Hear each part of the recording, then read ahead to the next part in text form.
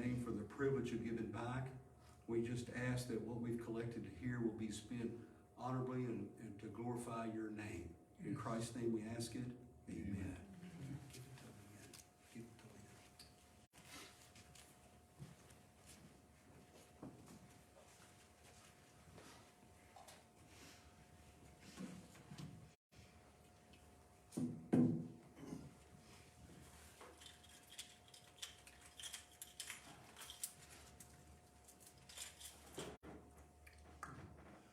It's a rock.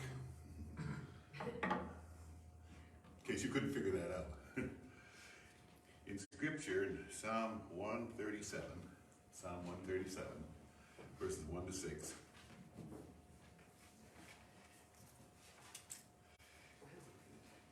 It says, "By the rivers of Babylon, there we sat down, yea, we wept, when we remembered Zion." What is Zion? Zion is the city of God, Jerusalem. "We hung our harps upon the willows in the midst of it. For there those who carried us away captive asked of us a song. Those who plundered as requested mirth, saying, Sing us one of the songs of Zion.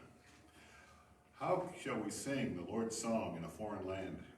If I forget you, O Jerusalem, let my right hand forget its skill. If I do not remember you, let my tongue cling to the roof of my mouth. If I do not exalt Jerusalem above my chief joy." The people of God, as they mourned their loss, being moved away from their mother city of Jerusalem. Jerusalem, as you know your history, is a place where three major world religions consider their own property. Of course, many wars have been fought there. Each religious group, and I'm talking about the Jews and the Muslims and the Christians, each one claiming historical possession of the city of Jerusalem. A marvelous city it is. We're going to see some pictures from Jerusalem. Now, before I start, I want to kind of give you my excuses from the beginning, okay? I didn't take most of the pictures. I've had friends who are much more qualified to take these pictures. I'm in some of them, but I kind of scrambled around a little bit for the guys that like to carry their cameras around all the time. Yeah. I'm not one of those. But they took some marvelous pictures, and we had a marvelous time over there, and I just thank the Lord for the opportunity. And it's interesting, I'd been talking to Wendy just a few weeks before that about, I'd like to go to Jerusalem, I'd like to go to Israel again, while I'm still in the ministry. And all of a sudden, just out of the blue, this cropped up. So the Lord does give us the desires of our hearts.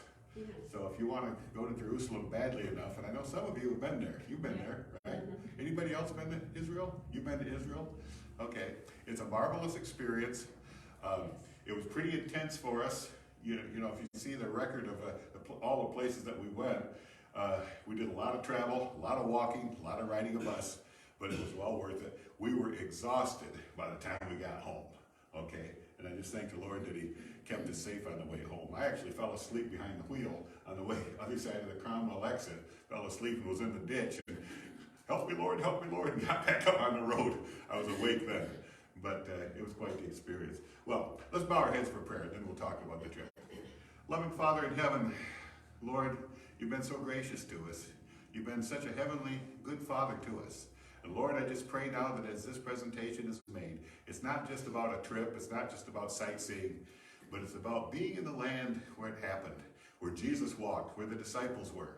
And Lord, I just pray that in this presentation, you would be lifted up as we would see the places where you were and where the gospel message originated. Bless us, Lord, with this presentation, we ask in Jesus' name. Amen. Now, okay, what do I got to do to make this work? Can you dim the lights up there in front of the screen, Pastor? Yeah. Will that help? Do these lights need to be dimmed?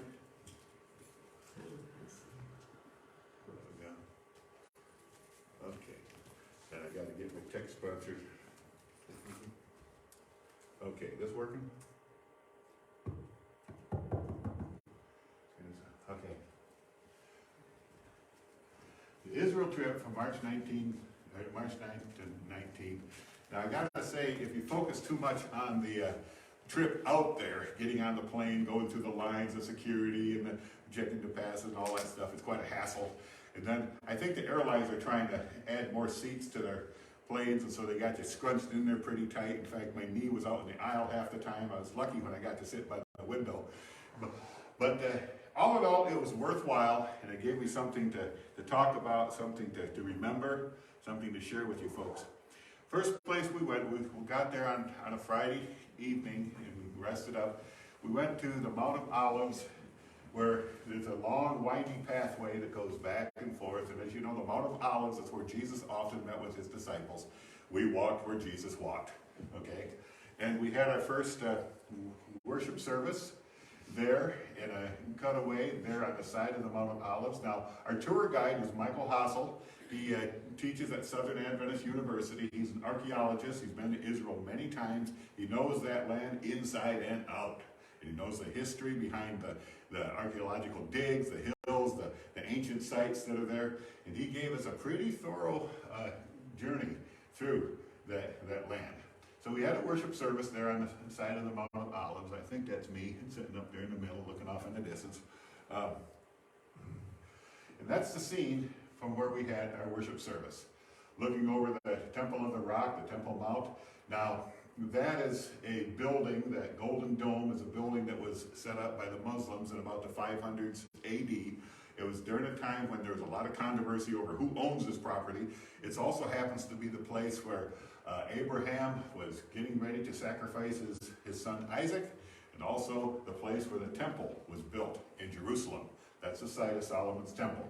Well, obviously the temple was destroyed in AD 70, and it was taken over by the Romans for quite a number of years. And then when the Jews returned to their homeland, and many of the conservative Jews have a hope yet of reestablishing, building another temple on that Temple Mount. And that's one of the sources of the controversy, because of course the Muslims don't want the Jews to build a temple on that mount, but some of the Jews, they figure they're going to build this temple, and there's a lot involved in this, and depends on which Jewish organization you talk to. But some more pictures of the Temple Mount, the city of Jerusalem. That's Dr. Hassel leading us in a worship that morning. It was beautiful, overlooking the valley, and you're visualizing yourself. This is the site, other than the fact that the temple is gone. This is the site that Jesus and the disciples would have looked upon. Now, when the temple was destroyed, we need to remember it was just the temple that was destroyed, not the Temple Mount itself. The Temple Mount is this huge area that surrounded the temple. The temple was kind of in the center of it, and I believe I have a map that will give you more perspective on that. But it's a huge rectangular area built by Herod and supported on the southern end by pillars, so that it was a big flat area, and in the middle of that was the temple. And you know that Jesus had told his disciples, not one rock, not one stone will be, left out of the temple, and that was true. The whole temple was destroyed. Is that the wall that Nehemiah built? No, that wouldn't be the same wall. But the temple itself would be in the middle of that. Of course, the temple was destroyed, but not the Temple Mount. And we had some opportunities to look at the different walls, the different sides of the Temple Mount. Traditional Garden of Gethsemane.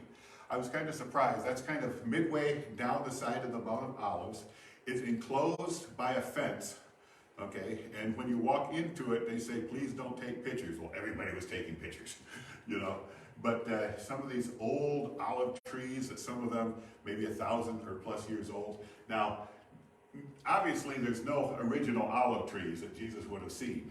It's called the Garden of Gethsemane, the garden where olives were pressed. That's what it means, the pressing spot for olives. And so we walked around that. That's a traditional place. Some of these olive trees, of course, are very old, but not quite that old. And yet, it's believed that they sprung from the original olive trees that were in the Garden of Gethsemane when Jesus was there praying with his disciples. So that's the traditional Garden of Gethsemane. I've seen it from a distance before. This was my second trip to Israel. I was there in 2006 and didn't see nearly as much back then as I saw this time around. These are steps leading into the temple. Now, some of these pictures were kind of a little bit disjointed, and I tried to work them out, but there's just a lot of them. Okay, so I didn't spend hours and hours trying to edit them, but these are steps towards the Temple Mount. This is my friend Daniel McFeeters standing by, you know what that's called? The Wailing Wall. Okay, And that's one of the walls that are still standing after the destruction of Jerusalem. And thousands of Jews come there daily, especially towards the Sabbath hours, and they bow towards the wall. If you've ever seen it on film footage, they're rocking back and forth. Many of them are wearing these Jewish hats and Jewish outfits, but they're kind of reading from their Torah or their Jewish writings, and they're kind of rocking back and forth against the wall. And it's a very sacred, very religious site for them. We're allowed to still go there. I was there in 2006 with Wendy's father, and we stood next to that wall.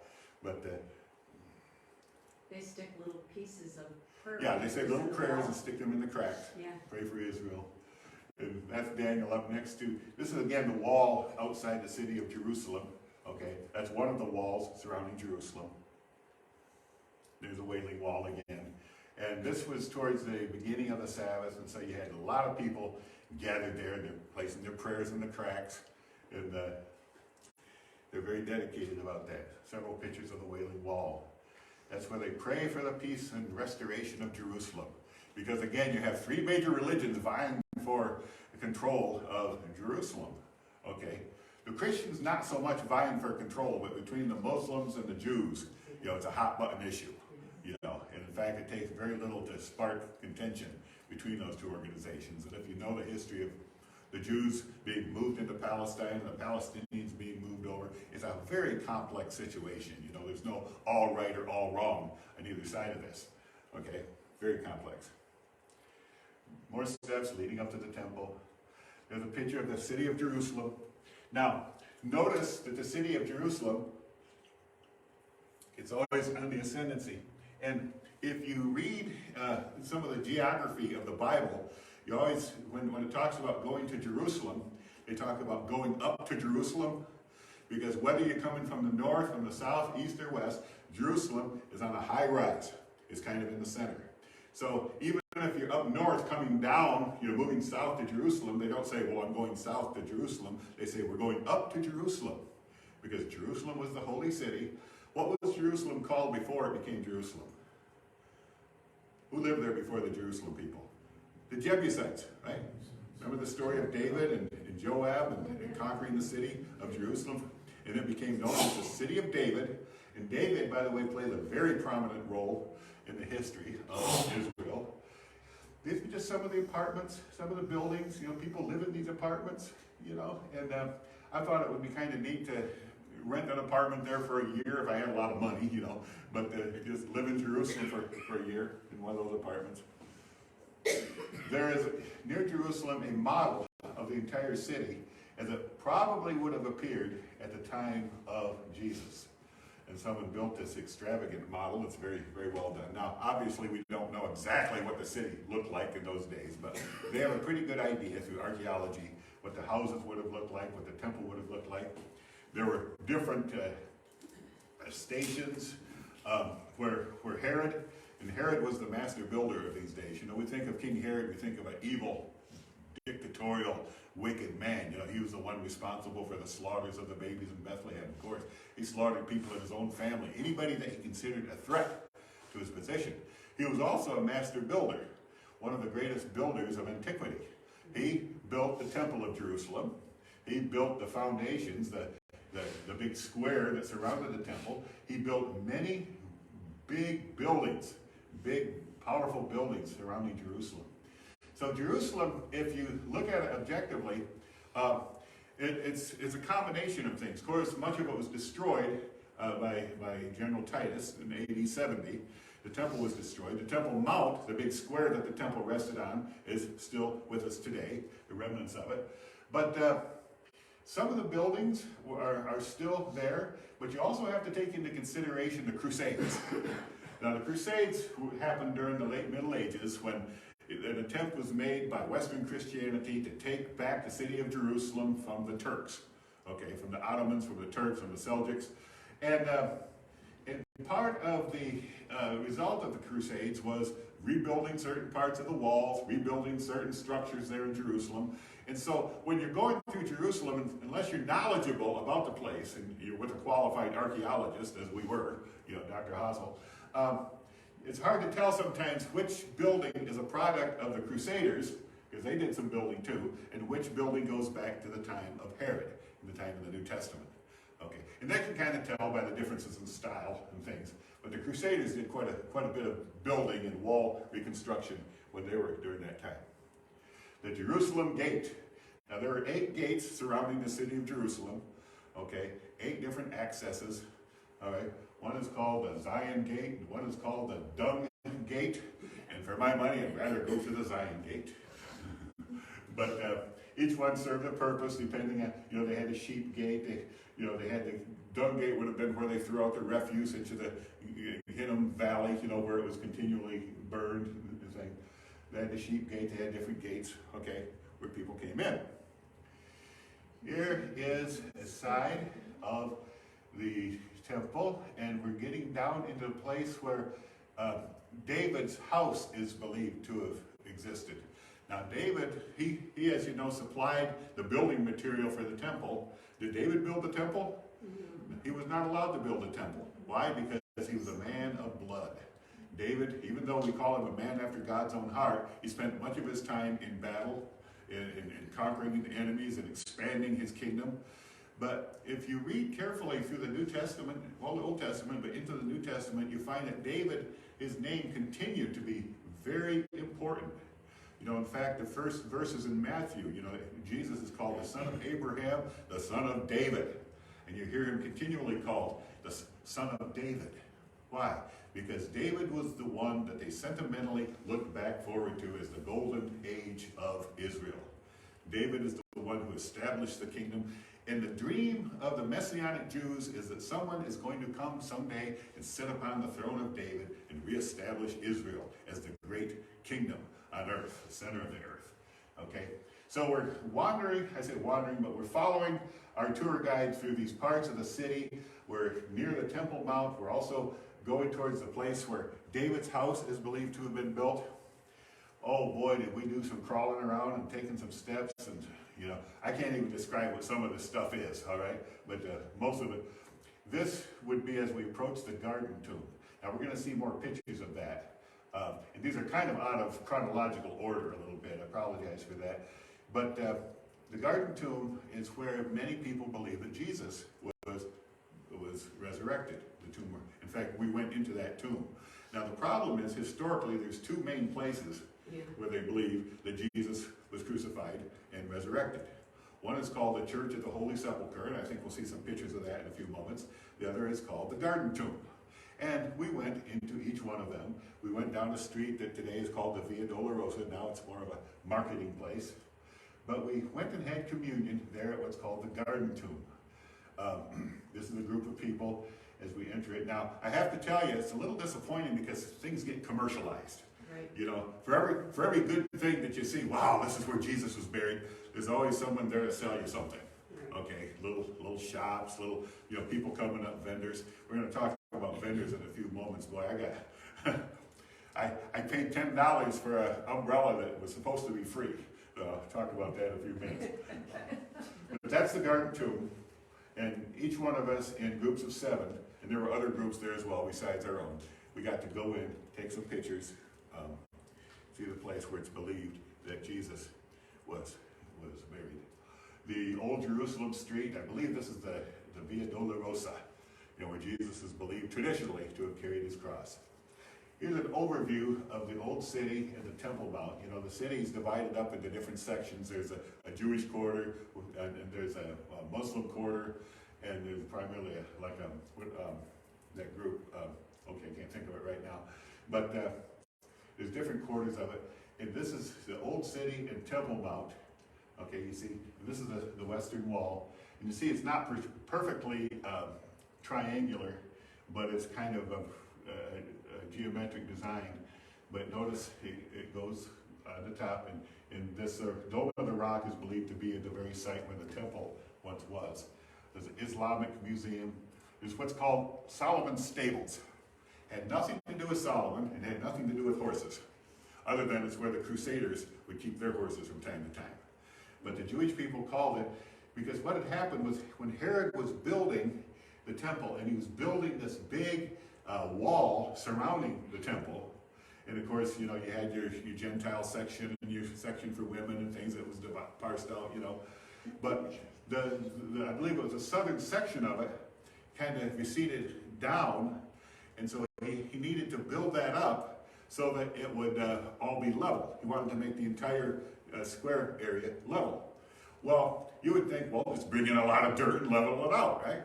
Well, the thought was if he just brought in dirt and put it up next to this wall, eventually it's going to expand and push that wall down.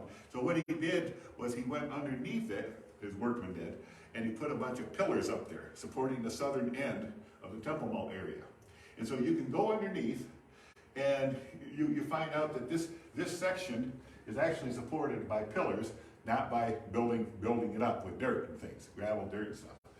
And it's called Solomon's Stables because it kind of was a tradition that caught hold basically during the crusading years, because the Crusaders discovered, well, it's a good place to store our horses as well.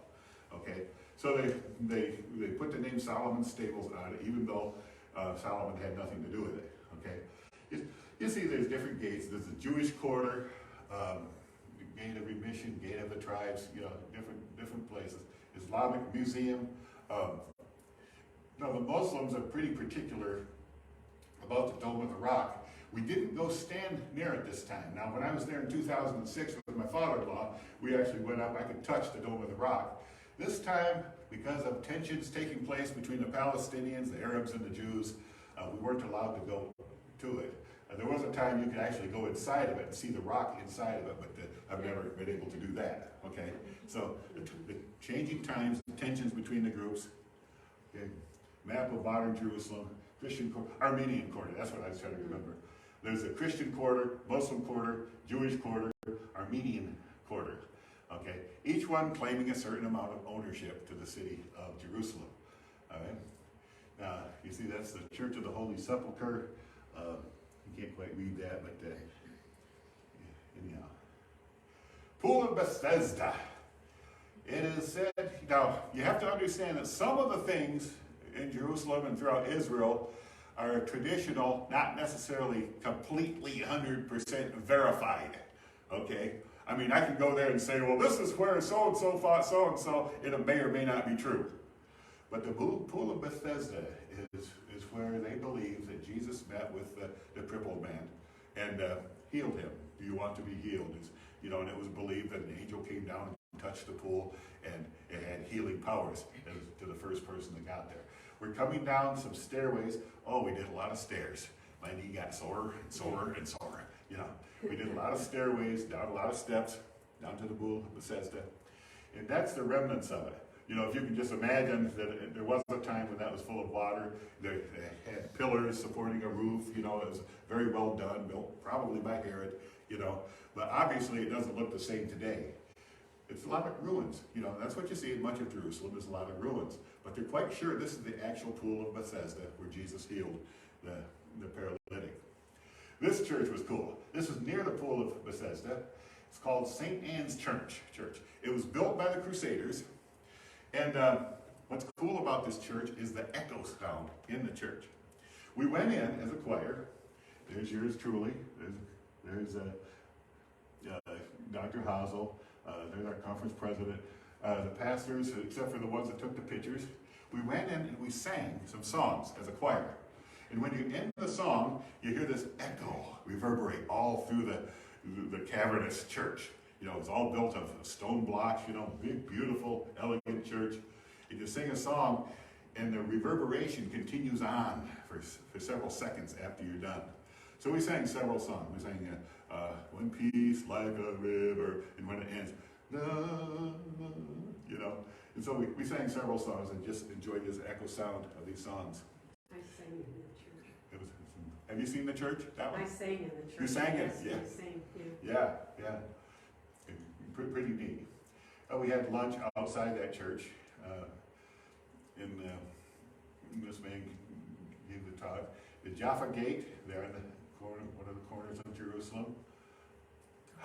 This is one of the high points. You know what this is? Hezekiah's Tunnel. Did you go through it? Yes, and it was almost up to our waist at that time.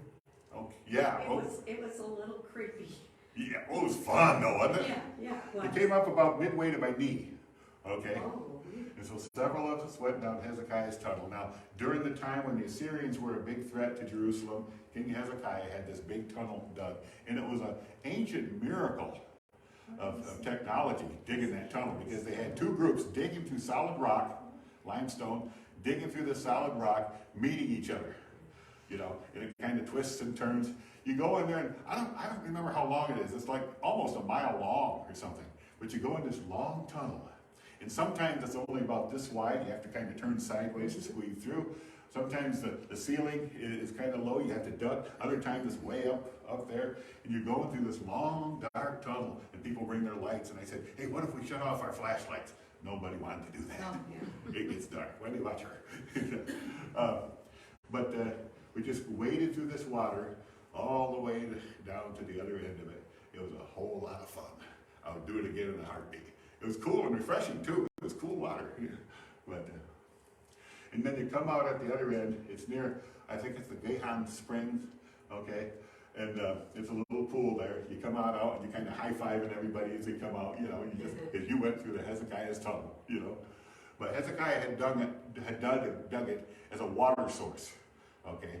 Knowing that they were going to be surrounded by the Assyrians, and we're going to talk about that in a few moments, but you remember the story of King Hezekiah and Sennacherib and the Assyrian army surrounding the city of Jerusalem.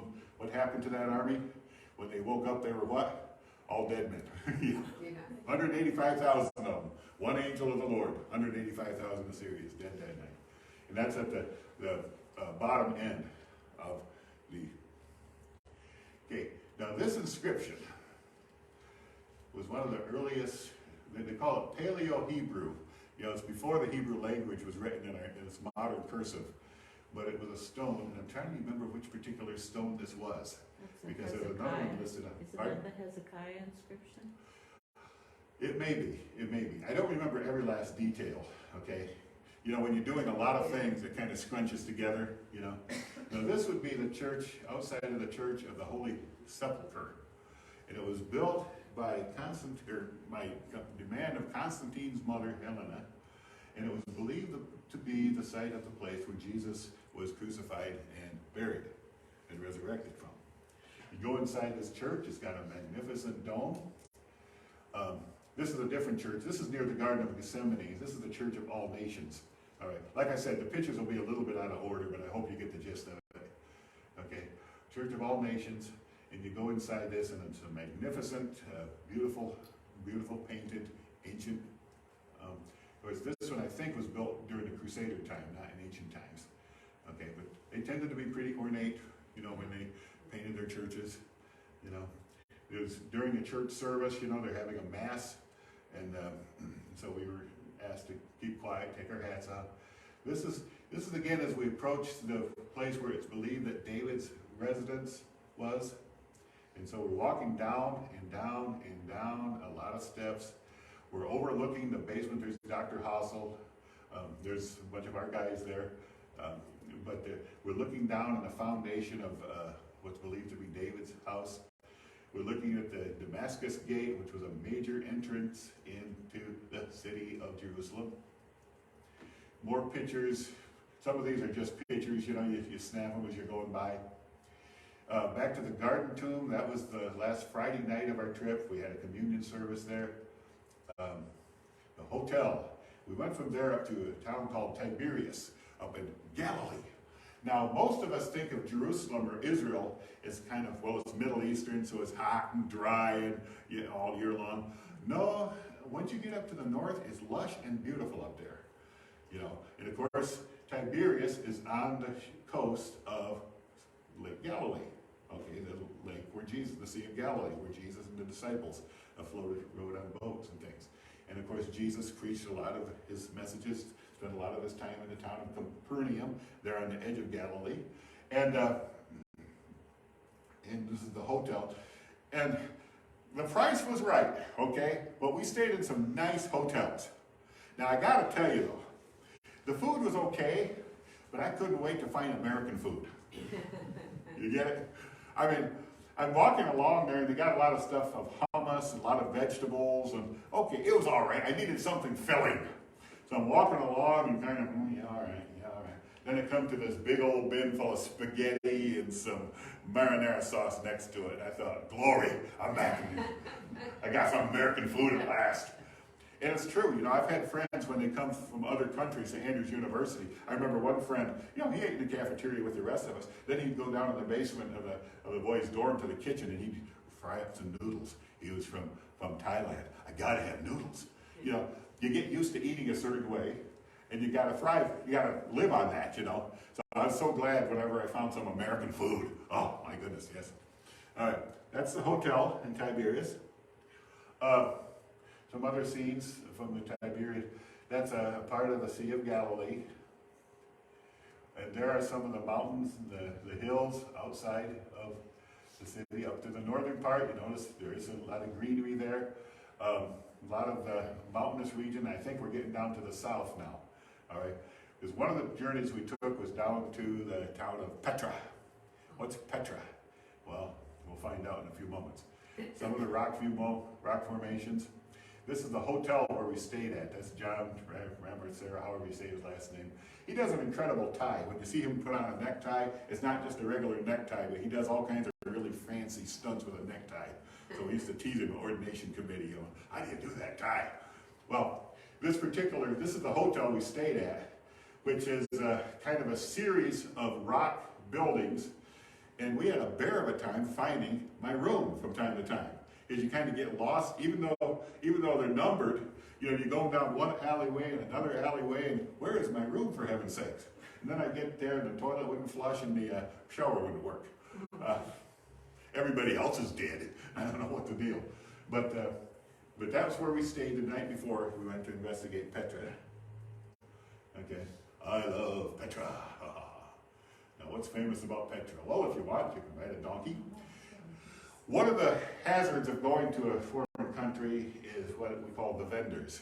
Everybody's got something to sell you, right? And they had some donkeys and horses up near the upper part of the entrance of going down into Petra.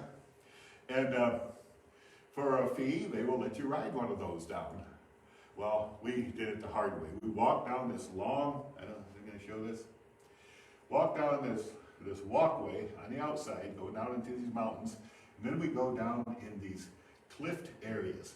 It's not quite a tunnel because it's open on top, but you're going down in probably a good mile and a quarter, something like that. You're just walking down and down and down. And Petra was a city that was built out of sandstone by the Nabateans a couple hundred years before the Romans came on the scene. And nobody was able to conquer Petra because there was only one access to it, and that's this access right here. All their workmen, all their stone masons and stuff, they went through this passage to get to Petra. And they built some marvelous things there in Petra. You're still walking and walking and walking, and these massive cliffs on each side. It's kind of cool, you know. And you go, but it's always down, and you know that after you get down, sooner or later you have to come back up, right? That's the first major thing we saw when we come to Petra. I didn't bring it in, I was tempted to. At the top of the place is they got a bunch of stores and places you can eat there in a mall at the top of the trail going down into Petra. And they had a place called Indiana Jones store. And a friend of mine bought a whip, so I had to buy me a whip. It's out in the car. I was thinking of bringing it in, but I thought maybe that wouldn't be considered reverent. But it'll be a new sheriff in this town. No, I'm just teasing. Did you get a ram's horn? I have one from before. Yeah. Yeah, I do have one. This is the temple made famous by a certain movie, Indiana Jones. Yeah. Okay. And every time I see this, I'm humming. Dun, dun, dun, dun, dun. Yeah. But you go in there, and we just kind of stood there looking at this. Now, the surprising thing is, it's not really a temple. They call it the treasury in Arabic. It's called the treasury. And if you were allowed to go inside, and we weren't, it's not really much in there other than kind of a room, okay, where it's believed that the king's treasures were stored. But can you imagine the skill, the talent it took to dig this out of this pure limestone? And I believe they started from the top down, and the Nabateans, they built this, and it's kind of a symbol. It's the first thing we think of when we think of the city of Petra. Well, there's fortunately a lot more to it. You know, you go down there and you keep walking along, you come to places, you know, that's more images of it, but there's also other temples, there's an old church, there's an old theater foundation, and you walk down and then you have to walk back up. We took a group picture of us. I'm safely tucked behind, just in case you didn't want to see me too clearly. But that's your Kentucky, Tennessee conference staff, the ones that went. This is Pastor Chuck Coley. He was my roommate during the time. He was a splendid help to me. I needed all the help I could get. All right. But that's our conference president, Elder Haley, and that's his wife down in the front row. But that's the group of us. Now, not all of the pastors went. Only about 30 of us and their wives. Some of them took their wives, you know, but those who chose to go. And, well, we had a good time. Oh, that's yours truly. Looking the best I can, but I can only got what I got to work with, okay? That's the buses that we took. You know, they look like big lobsters with these lights on the front. But, let's see. And if you want to take a camel ride while you're down in Petra, you know, a few of our guys did that. I wasn't about to do that to a poor camel. There's a restaurant that we stayed while we were at the hotel at Petra. They served pretty good meals, you know. We didn't go hungry, we just wanted American food. I was talking. Coming back from Petra, now Petra is in southern Jordan, okay? So we had to cross over the Jericho River into Jordan. We were no longer in Israel. And our tour guide reminded us, be careful, you know, some of these seminary guys like to use their old Hebrew, you know, stuff like this. You don't speak Hebrew while you're in Jordan. And so I was very careful. In Hebrew, I can say, Shalom Aleichem. It means peace be to you. Or I can say Shabbat Shalom, peace Sabbath, you know. In Jordan, you wouldn't say that. You'd say something like, Assalamu Alaikum. You know, that's kind of Arabic. It means peace. It means the same thing, but they don't like knowing necessarily that you came from Israel. Right. And likewise, coming back into Israel. So we had to go through kind of a long waiting process, you know, get out of the bus and have our baggage checked and our passports. Have your passport everywhere you go. Always carry your passport, you know. But these are some of the sites traveling through Jordan. Very mountainous, very picturesque, beautiful country. Then you get down south. Now, we came to a place called Jeresh there in Jordan. I think that's this. And I'm not sure about the biblical significance of it, but we spent quite a bit of time there looking through some of the artifacts, some of the beautiful things. It was an old theater. We climbed up. That's Dr. Hazel. We looked at some of the things related to Jeresh. Just an ancient, very built city. We came to a place called Lachish. In the Bible, you think it's Lachish. Now, during the time of Hezekiah, when Sennacherib surrounded Jerusalem, first they destroyed the city of, it's called Lachish. You know, it looks like Lachish, but it's Lachish. And he destroyed the city of Lachish, which was a big, massive city, okay? And it took him some time to do it. He had to starve them basically into surrender, and then he destroyed the entire city. And Lachish is reported, you know, if you read the story of Sennacherib surrounding the city of Jerusalem, he says, how is your God going to protect you, Jerusalem? Look what we did to Lachish. Well, what had happened is Jerusalem had gone through the revival that Hezekiah had given them. Remember a couple of weeks ago we talked about the revival under King Hezekiah. Right. They had gone through a revival. They had rededicated themselves to the Lord. And according to the evidence, Lachish had not. And so Lachish was destroyed and Jerusalem was spared. That seems to be the archaeological evidence. That's our ministerial secretary, is Joel Sutherland, real fine fellow. Now, we also went to a place called Tel Dan.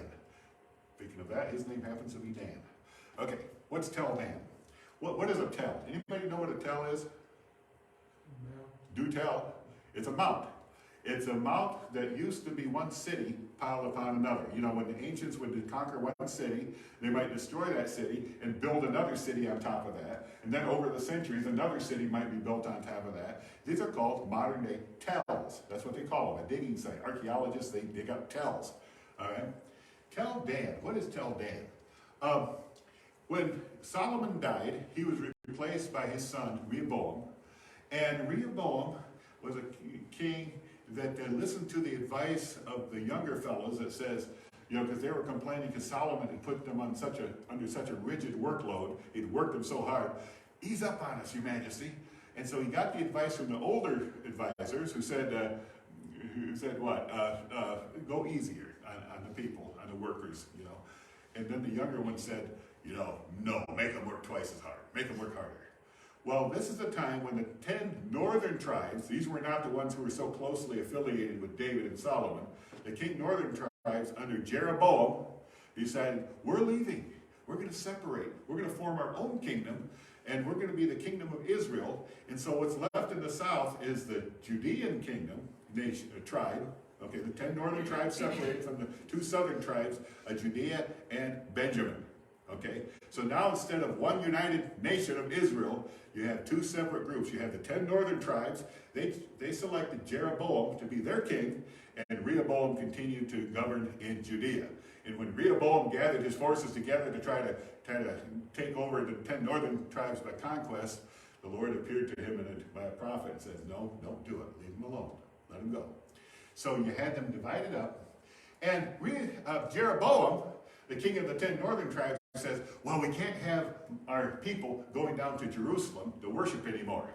So what we're going to do is we're going to create 2 new places of worship. One's going to be in the southern border of the northern tribes, at a place called Bethel, house of God. And the other is going to be in the northern border, up near what we would call the Lebanese boundary, okay? So he had them establish 2 different places of worship, one in the far north, one in the south. The one in the south was called Bethel, the other was called Dan. Now Dan means judgment, interestingly enough, and it was a city that they took over in the early days. And this is part of Tel Dan, okay? Now there's something interesting about the city, or the Tel of Dan, okay? Here's some walls that we looked at, some ancient ruins. This place right here, grabbed it. We'll fix it. I got really thirsty.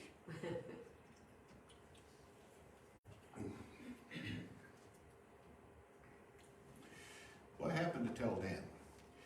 Among archaeologists in the last couple of centuries, there's been a group of them we call minimalists, according to Biblical Archaeology Review magazine.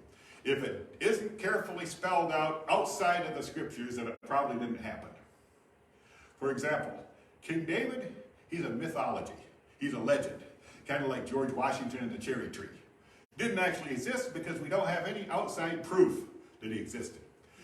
Back in the early 1900s, they used to say that the Hittite Empire didn't exist because they didn't have any outside proof outside the Bible. Well, in 1906, they discovered that the Hittite Empire was a powerful empire.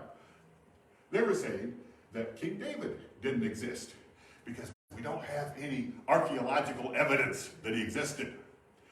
Up at this place, in this very location, someone stumbled on a rock dated approximately 1000 BC that said House of David on it. Proof positive there was a King David and that he was the founder of a dynasty. In fact, he was the founder of the Davidic dynasty, of which Christ is said to be the messianic heir of the Davidic dynasty. Okay? So that kind of shoved the paper down the throats of the naysayers, but this was the very spot in which that stone was discovered. A rock that says House of David on it. Okay? I thought that was cool. I thought that was Jeroboam's altar. No. Well, it was one of his places where he established his worship. But his capital, I believe, was in Samaria. Yeah. Okay, synagogue in Capernaum. Okay, built on the foundations, we believe, of the very synagogue that Jesus spoke from. This is traditionally believed to be the house of Peter, or at least the basement of it. Now, how do we know that for sure? Not for sure. But traditions, they can either be true or not so true, but we took pictures of it anyhow. There's an outside view of it. It's kind of a big museum area. We went in and sat down for a while. Any chance you got to sit, you sit. Okay. And there's also a rule of thumb: if you see a toilet, use it. Okay. But that's another story. Also carry your own toilet paper. Anyhow, but that's believed to be the place by many where Peter's house was. Now, back to the Sea of Galilee.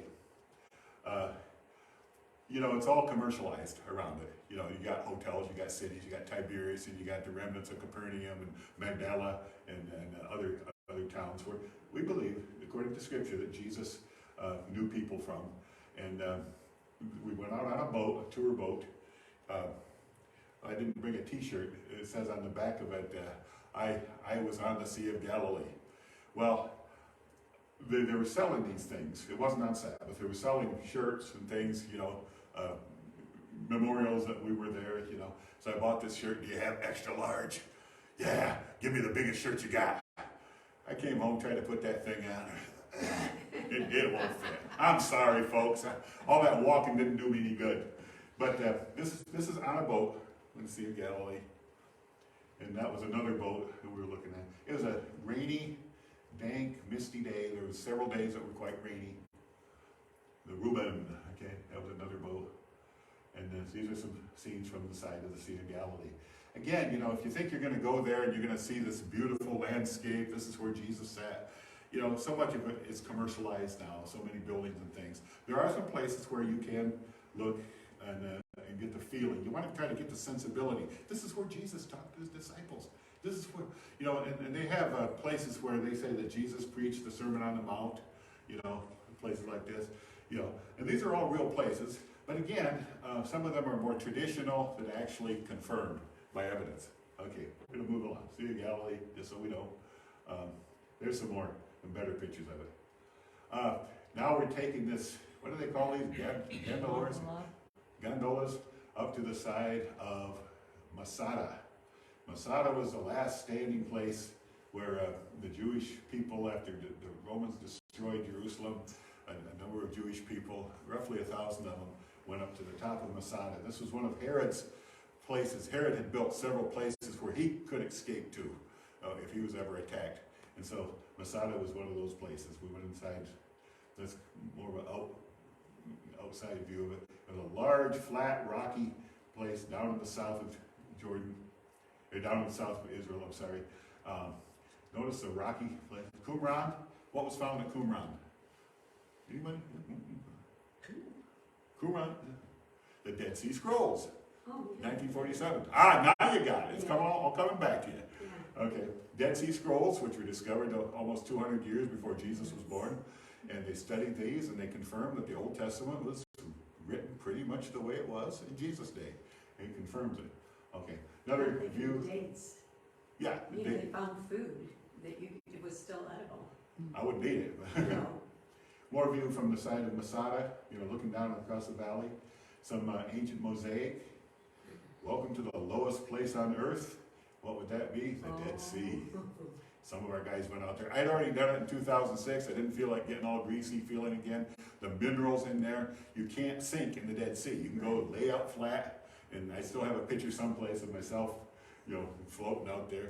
I was willing when I did it to waste a perfectly good set of blue jeans to float in the Dead Sea. Okay, that's how important it was to me at the time. Another mosaic. Pictures. You're driving along the edge of the Dead Sea. Now the Dead Sea is getting deader and deader. Okay, he showed us not so long ago where the water had actually gone, you know, much further. The Dead Sea is disappearing in time. By 2050 or so, it may not even exist. Why? Well, what's the Dead Sea fed by? The Jordan River. And the Jordan River looks more like a creek today than a river. And the reason is because so much of it is being siphoned off to support homes and businesses and other places. So people are taking from the Jordan River, and so it doesn't look like much of a river anymore. I don't remember if I even have a picture of it. Whoop, whoop, whoop. Go back up. That's the Dead Sea Scrolls, back at Qumran. One of the caves where scrolls were found. This is in the Scroll Museum. Capernaum, the town of Jesus. Okay, this is up north. This is way up north near the Lebanese border. They call it today Benares, and it's actually a transliteration from Paneras, which was a temple of the god Pan. But it was also a place where other gods, like Jupiter and the Greek and Roman gods, were worshipped. It was a large shrine area just this side of the Lebanese border. So it's way up north in Israel. Now, in ancient times, it was called Caesarea Philippi. at Caesarea Philippi. Jesus took his disciples for a long journey, and on foot it would have been a long journey, up to a place called Caesarea Philippi, and is believed standing in this very formation. And there's a large cave that goes back underneath this big cliff area. It was a rainy day, that's why so many of the people are covered in raincoats. I'm going to sneeze, I think. Maybe not. I don't think I've ever done that before in terms. But in this place where all these gods were worshipped, all these Greek and Roman gods were idolized, were remembered, Jesus looked at his disciples and said, "Who do people say that I, the Son of Man, is?" Well, some say he's Jeremiah, some say he's Isaiah, some say he's Elijah. And he looks at them and says, "But who do you say that I am?" And Peter speaks up and says, "You are the Christ, the Son of the living God." This spot is believed is where that happened. Why this spot? Because there were all these other gods represented there. Gods that were figments of man's imagination. Gods that were created by men's own devices. Well, we got to worship someone, let's invent someone. Okay? Jesus says, "Who am I?" And Peter says, "You are the Christ, the Son of the living God." Ah, blessed are you, Simon Bar-Jonah. Not flesh and blood shown this to you, but my Father in heaven has shown this to you. And it's upon this rock, you know, and of course you got a big rock all over the place. He says, "On this rock I will build my church, and the gates of hell will not prevail against it." Was he talking about this rock being Peter? No, it was Peter's declaration. Jesus is the living Son of God. He's the living God. He's the one that is the foundation, the rock upon which the church is built. And that's why, in spite of all of the efforts of the devil and his minions to try to stomp out the Christian church, the church still lives and thrives today around the world. Okay. More sites. I'm not even sure where this is. Elah Valley. What happened in Elah Valley? They have a prize for anybody that tells me what. Elah Valley. What happened in the valley of Elah? Okay, visualize. Let's see, do I have it in the next one? Okay, that's kind of a lookout post overlooking the Elah Valley. Okay.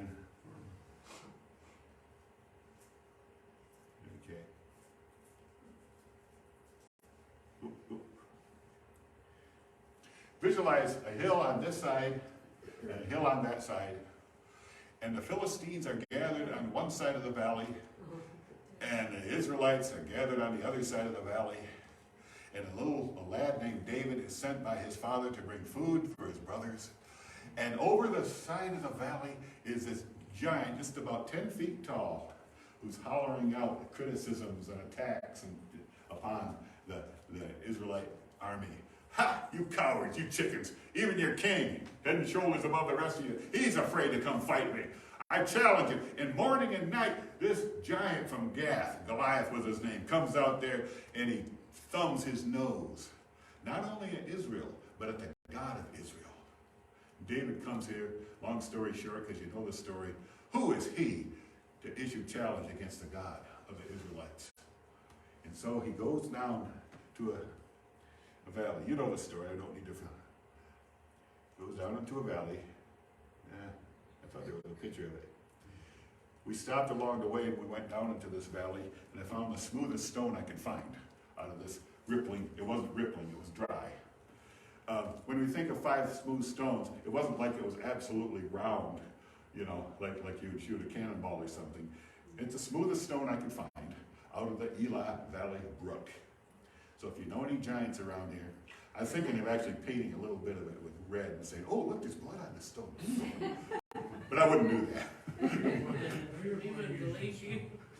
You wouldn't believe me? Come on now.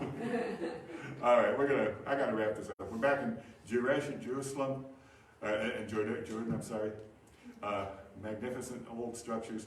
This was the river Jabbok, what happened at the river Jabbok? A guilt-ridden man named Jacob knelt down because he knew that his brother Esau was coming after him. And he knew that he wasn't right with God. And he just knelt down by the side of the river Jabbok and prayed and prayed. All of a sudden, somebody attacks him. And he finds himself fighting for his life all hours of the night, trying to preserve himself. And finally, this man talks to him and asks, what is your name? It's Jacob. I'm a cheater, I'm a liar, I'm a supplanter. Well, you wrestle with God. You're not Jacob, you're Israel. He changed his name there on the shore of the Jabbok River. Okay? More ancient, I don't even know what some of these are, but okay, I think this is back at Tel Dan, okay, because this is believed to be the altar where they offered sacrifices. That was an olive press. Olive press, yeah, okay. Whatever you say, dear. This may be the house of David. I gotta wrap this up. So, yeah, some of these are kind of repetitive, but this was our trip. Oh, the bus broke down twice, once in Israel, and then another bus in Jordan broke down. They were having antifreeze problems, so we had to, this is a huge theater area. It was huge, and the echo, you know, you could, if you sat up on the back row, it was built in such a way that somebody could get on the stage and talk, and you could hear them plain as day. And I kept trying to make a joke. They were walking up into this theater area, and I said, don't you know Sister White says your angel stands at the door when you go into a theater? And I think it just kind of flew over their heads. You all know what I'm talking about, though, right? They went into the theater, and the angel stood on the outside. Okay, that's a bunch of us again. And that would conclude our presentation. Okay. Now, again, I apologize, they're kind of in mixed up order a little bit, but I think you got the gist of it. It was quite an experience. To say that I walked where Jesus walked. Yes. You know, I was in some of the places where Jesus and the disciples were. A lot of history took place in those areas. It's an experience I'll never forget. If you ever get a chance to go, you feel young enough and vital enough, you know, it's not as expensive as you would think, you know, because obviously, you know, Israel is big on the tourist industry, and so they make all kinds of plans and all kinds of deals. Some of you, you've been there before. How far and wide did you go on your journey? Did you go up into the north and things? Yeah, we did. In fact, I was trying to think of that place you were showing is where the horses come in on the lower section, and you could see where actually the horses rubbed against the walls. Oh. That was really cool. Yeah. And I was trying to think of where else, because we went to a Lebanese restaurant that looked very similar to the one you were at. That could have been, yeah. Yeah. There was a lot of restaurants, you know, in A lot Tiberias. in the city, Yeah. too. We were in the city a lot. Yeah. Everything was prearranged, you know, Yeah. we knew just where we were gonna go, where we were gonna spend the night, you know, stuff. Tel Aviv? Huh? Did you go to Tel Aviv? Tel Aviv, yeah, that's actually where we landed and where we took off from. Yeah. Yeah. And I didn't go down by the Mediterranean, but we were on the 15th floor of this big hotel, so I could overlook the Mediterranean, you know. Well, when we got there, they had, we went to the Wailing Wall. Yeah. And they had the soldiers there, and they stopped us and put us back on the bus and sent us, that's when they started bombing Tel Aviv and all of it. Okay. So Tel- we didn't go up into the Yeah, mountains. Jerusalem is where the Wailing Wall is. Tel Aviv is up on the coast. That's where the Ben Gurion Airport. Yeah, we went Yes. from there, from Tel Aviv, Yeah, in a bus all the way to Jerusalem. yeah. But we got on a Brussels plane, took from Tel Aviv, coming home, from Tel Aviv to Brussels, to Washington DC, to Nashville. I went from a boat from Cyprus. Oh, did you? Okay. Yeah, there's a bunch of different ways to go. We went to the Holocaust Museum as well. I did that in 2006. Yeah. Yeah, yeah. Some of that depends on where they take you as to what's going on, like you said, Yeah. because there were some things happening when we went that we couldn't see certain things, but we did go into the Dome of the Rock. They let you inside of it? Yeah, they Okay. did let us in. They kept kind of getting more and more rigid on the rules, Yeah. you know, as far as that goes. Anyhow, I'm running late. We're going to need to kind of close down and move on, but can I just close with prayer with you? Loving, gracious Heavenly Father, we thank you so much for what I was able to share today. I pray that we all would have received a blessing, Lord, because these are places where real events happened, where Jesus truly walked, where his miracles were done, where his sermons were preached, where he was buried, where he was crucified and buried, and yes, resurrected. And Lord, we say with our Jewish brethren, next year in Jerusalem, the New Jerusalem, one day soon, in Jesus' name, amen. Thank That's you, how they Pastor. close it. That's how they